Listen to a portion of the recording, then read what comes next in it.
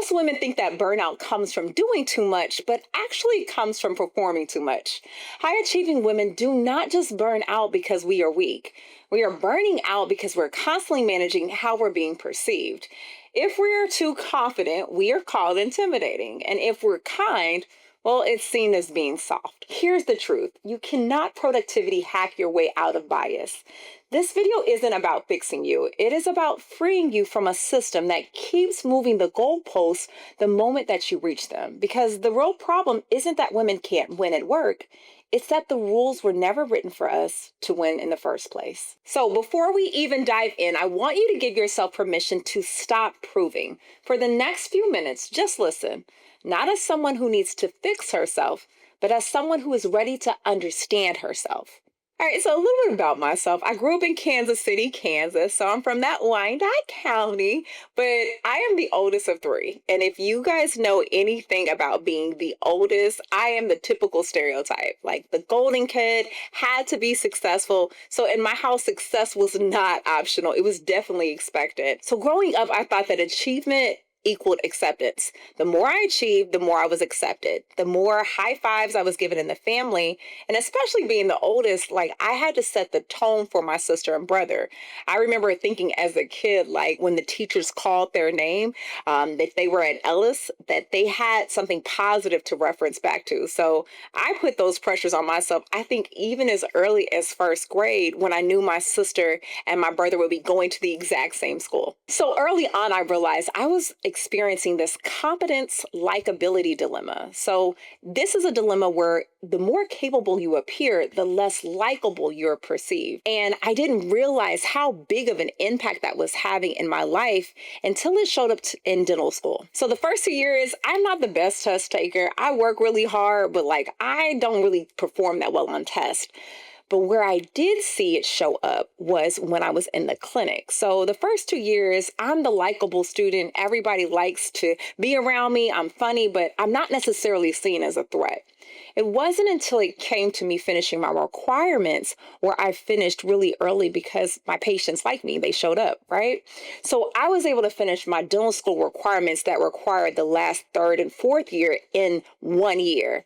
But where it showed up, this competence likability dilemma was people could not believe that someone like me, who was really seemed likable, but wasn't really seen as competent, was able to finish her requirements that early on.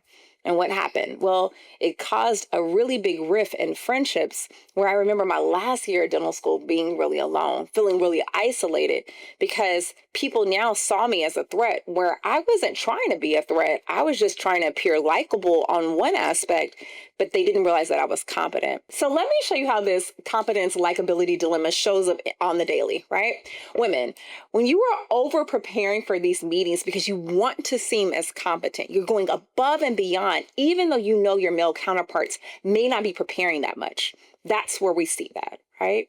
Another way we can see it is you're saying yes to everything, even though you know that your workload is overwhelming. It's extremely hard for one person to be able to do all this, but you still are saying yes. What about when you're smiling super hard or you're trying to appear super soft just because you want to soften your authority, even though you already are in an authoritative space? What we realize is that constant need to perform does not build peace. What it does is it builds exhaustion, and we're disguising it as excellence. And here's the worst part. The higher you go, the more invisible that bias becomes. Ladies, if you've been living in this trap, here's your first shift. You have to become aware. Tonight, I want you to ask yourself one simple question. Did I perform for peace, or was I operating from purpose? That's how you're going to really start dismantling this illusion of productivity. You have to start separating achievement from your identity. The next concept I'm going to talk about is how systemic bias is not a personal failure that's driving this pattern. And before I do that, though, if you are really liking this topic, I would love for you to hit the like and subscribe button so that we can continue to get videos just like this. And make sure you comment below because I love reading all of the questions as well as the comments. And as I was studying this leadership bias, one thing that kept coming up very clearly was that assertive men are considered more respectable, right? But assertive women are given a label, and we all know what those labels are. And let's not even forget, like, if we throw race into this adds a whole nother invisible tax. I remember wanting to break into the speaking environment, especially in an industry where Black women weren't really seen very prevalent there, right? And I was very confident about who I am. I talk about business strategies. I help doctors increase productivity. And so when I went to talk to the people who selected and was very clear about, hey, this is exactly what I want to do, I was told a couple of things. One, maybe that my delivery was not considered passionate, but very aggressive. Now, I knew that my male counterpart, who got a chance to see that exact presentation, completely labeled it differently. But for him, who was passionate about what he was talking about, he wasn't seen as a threat. But I definitely was. And this is where it hurts, right? Because you can't change your skin tone and you can't change your gender, but you start to manage your tone and your body language and your facial expressions on things that you really shouldn't have to really work on. And you're not focused on your strategy or the results. You start to realize that your colleagues that look different from you aren't having to focus on the things that you have to focus on. They get a chance to focus on productivity and strategy and results and be passionate. But instead, you are focusing on managing your tone, your body language, and your facial expression.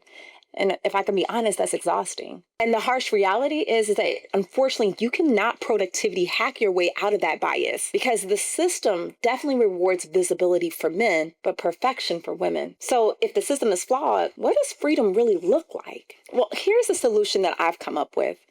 You may not always be able to control your bias, but you can control your boundaries.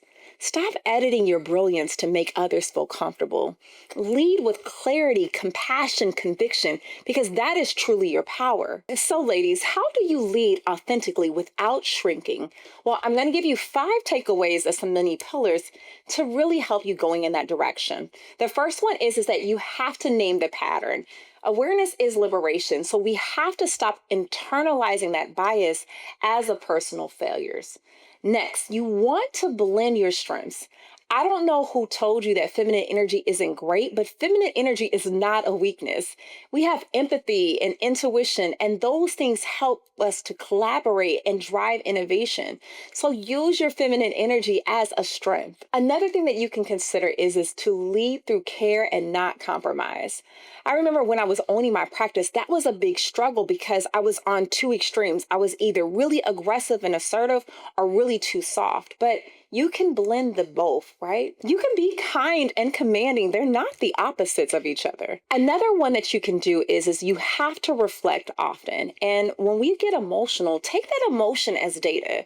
You got to analyze what is triggering you and what is fueling you, what's getting you frustrated and what's making sure that you go. And when we see the bias that is showing up, you have to speak up. When we are silent, it is just protecting that system. But when you have the courage to say something about it, it's actually exposing it. And everything that I am learning about myself on this journey of being a high performer and an entrepreneur and a doctor, I'm realizing that freedom for me meant unlearning the need to be perfect and just be accepted. Ladies, if you are really ready to start leading without losing yourself, just pick one of these 5 principles and try it out this week. Whether it's naming the pattern or setting boundaries or speaking up, one act of self-honoring leadership can shift your entire environment. My hopes are that you'll realize that peace does not just come from perfection, it's coming from permission.